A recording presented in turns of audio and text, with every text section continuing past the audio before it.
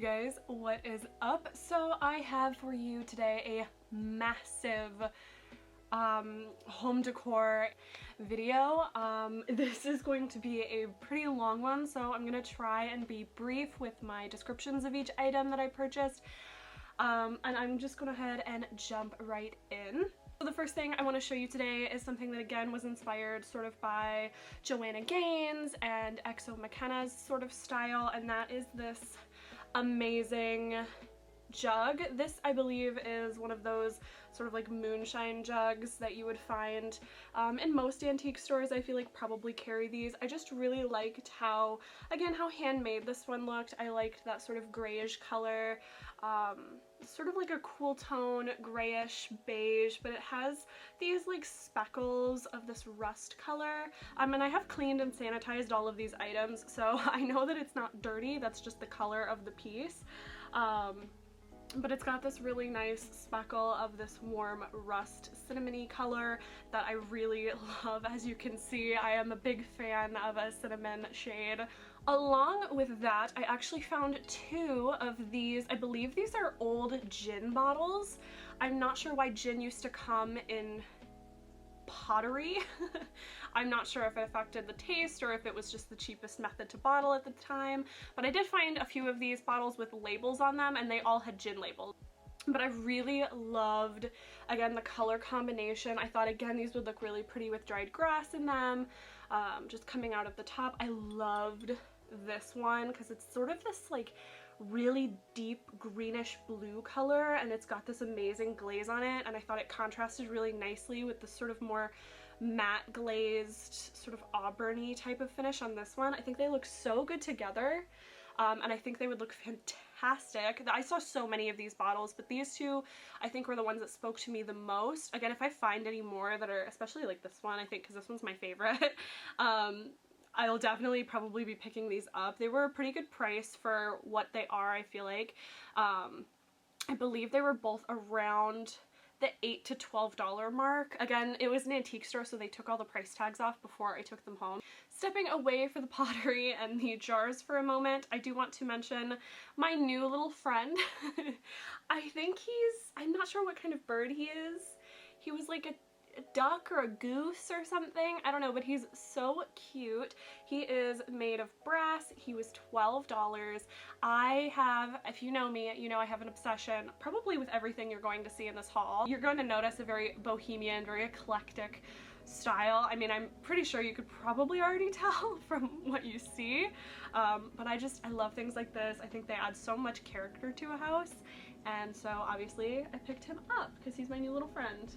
Okay, I did pick up quite a few other sort of glass or crystal pieces, this being one of them. This has, from what I can see, a pretty interesting history. So this, I believe, was manufactured, it's not signed, by L.E. Smith glass company. Because it's not signed and all of the later pieces were, that leads me to believe this is probably from the 70s. But who knows? This one could not be vintage at all. It could be from the 2000s. I don't know. But it's the amber color Stars and Moons canister from L.E. Smith Glass Company. And this was actually apparently a really popular design. So if you go on eBay, you can actually find these for a pretty good price. I found the entire collection for around $79 for like, I think it was like 5 or 6 pieces of these in varying sizes, as well as like a bowl. And this one I believe I paid $20 for, so it wasn't super expensive, but I think it was a little overpriced considering. I definitely really liked this. I thought it was very beautiful. I do still have to do research on if this is actually food safe to use like in a kitchen. Otherwise, it's totally fine. I can use it to store like cotton balls or makeup wedges or something. I can use it to store something that's not ingested if it's not food safe.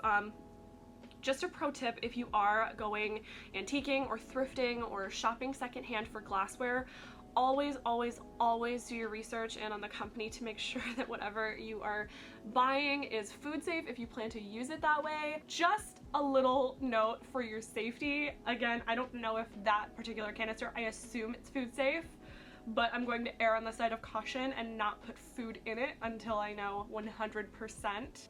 The next little thing I picked up was this cute little milk glass container. It's like sort of like a bowl. You could put lighters in here for candles, some things like that, and just it makes it prettier, you know, so that your junk isn't like all cluttering up a drawer, but you still have it out, especially if you use it a lot. Like I light candles every single day and I hate having lighters in my room, and I also don't really like the thought of putting them in a drawer just in case.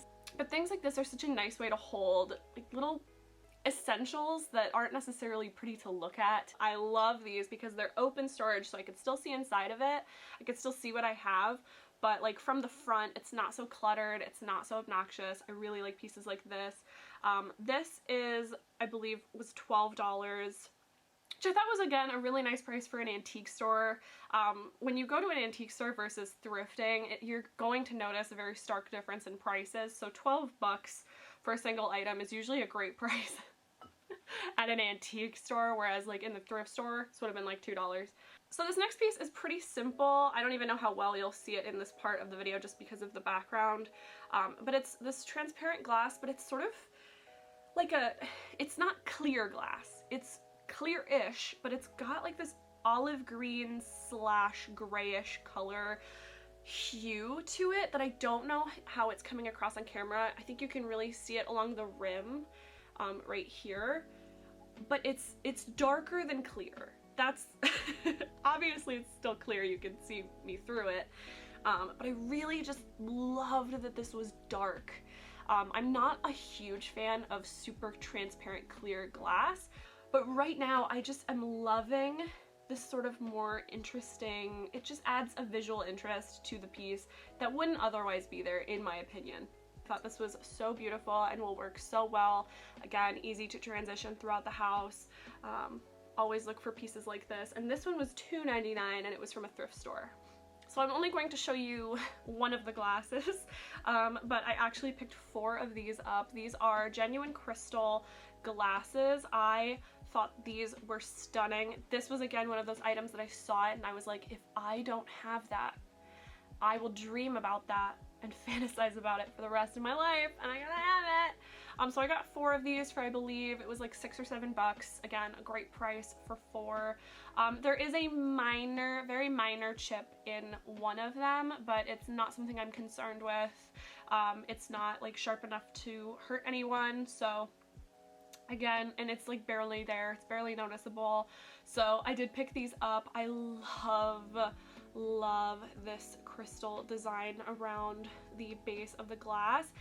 Okay, the last crystal piece that I've bought for this haul, I'm actually not sure what this is. I know it's crystal, but I'm not sure if this is like a supersized ashtray or if it's just a bowl. I don't know, but it's kind of massive. It's like the size of my face and it's like the depth of half of my hand, right? So this is like a good like 2 or 3 inch depth, so I don't know why you would need an ashtray this big. I truly don't, unless it's just for looks.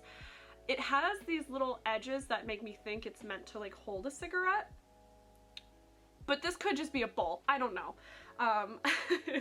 Either way, I plan on using this to store some decorative pieces that I have on, again, like a coffee table or just like a side table of some sort. I thought this was a really nice way to sort of corral some items and just make them look really elevated and beautiful. I thought this would be stunning on top of like a stack of magazines or like a nice coffee table book with some decorative elements in it. I thought that would be so cute.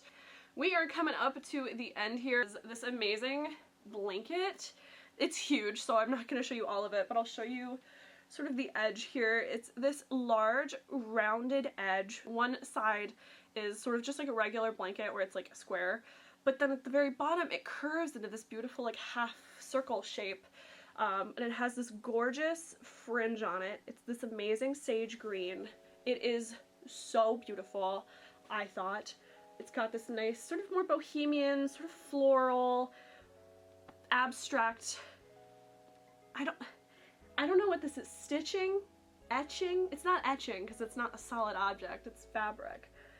But it's got a pattern to it, but the pattern is like a different stitch than the rest of it, if that makes any sense at all. But it's got this amazing fringe. I saw this, it was $14 for this massive blanket, and I was like, it's mine, it's for me. One of the more fun things I got, I have 2 more items to show you. This was signed, and it also has a home address on the back, so I don't really want to show you that, so you won't be seeing the back, but it is this 1970s painting by a Detroit artist whose name is Jay Zanzar. I'm not sure anything else about him. I tried looking him up online, and I'm actually in the process of trying to find out more information with some museums and stuff like that in that area, just seeing if anyone knows more about him. This one's called Spherical Arrangement, and it's done on sort of this, like, I wish I could show you the back, but it has his address on it. I found this painting, and it's done on, you know, the back of some furniture that is sort of like that brownish speckled with black sort of particle board that's textured on one side and really smooth on the other, and you could sort of see like the sawdust that was used to make it, sort of that material, but the textured side is what he used to paint, and then the smooth side is the back where he signed it. And then he built with, like, I don't know if you could see the nails on the side, but he built this little frame around it. So it's not a canvas, it's like sort of like he just had a lot of furniture and he just took it apart and decided to paint on it. I don't know. And I looked him up and I saw one other painting that he had, and it was very similar to this one in that that's how he built his canvases. So I thought that was so cool. And it's obviously just this burnt sienna, cinnamon sort of color, and white, and it's just these spherical objects arranged in a beautiful arrangement. So this last piece is hard to show you, and I'm afraid I won't be able to show you it while it's on, because I haven't gotten the outlet tested yet, but I found this beautiful lamp. It's so hard to show you because it's pretty big. So this is the shade, and I actually don't hate it. It's white, it's pretty clean, it's pure white. There's nothing really wrong with it. It's sort of more of those conical shaped lampshades. Sorry, just had a mini a mini brain fart there. And then the actual base of the lamp is sort of this blue and white porcelain urn style lamps, and it does have the UL sticker, but just because you buy a lamp with the UL sticker, that only means it was safe when it was produced and sold the first time around. That does not mean it holds up to today's standards of safety, so I do need to get this looked at to make sure this is safe to plug into my house. I don't want to burn my house down, so but this was a $15 lamp, and usually rewiring doesn't cost that much. I know you can DIY it. I might try to DIY it, but definitely want to get this looked at. But I thought this lamp was stunning, and things that compare to lamps like this usually run at least $50 at like stores like Marshall's and TJ Maxx, and can go up to, into like the hundreds. Before the video ends here and I do my outro, I just wanted to sort of show you guys how I styled it all together. I know I've been showing you clips in between, but I did just want to show you how I layered these pieces for sort of an eclectic but sort of completed look. I hope you guys had a great time with me on my little antiquing journey and looking at the things that I bought. Have a great week yourself, and I will see you in the next one. Bye!